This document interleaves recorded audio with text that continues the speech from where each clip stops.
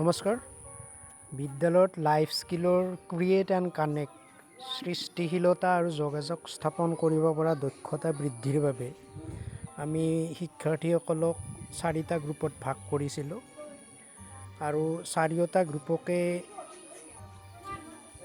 পৃথক পৃথককৈ বহিব দি তেওঁলোকক 4টা থিম ভগাই দিছিলোঁ। My dream school, children's park, our cultural festival and my happy family.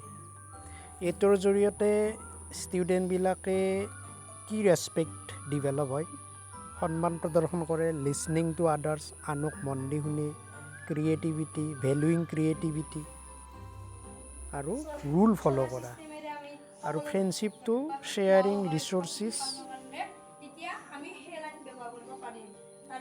ইয়াত আমাৰ ষ্টুডেণ্টে শ্বেয়াৰ কৰি আছে হেল্পিং টেম্পাৰমেণ্ট আৰু creative effectively.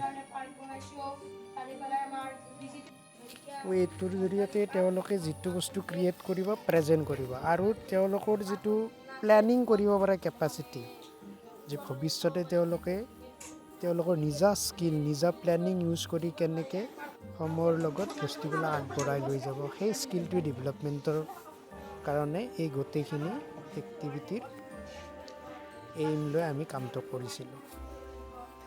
Thank you so' much.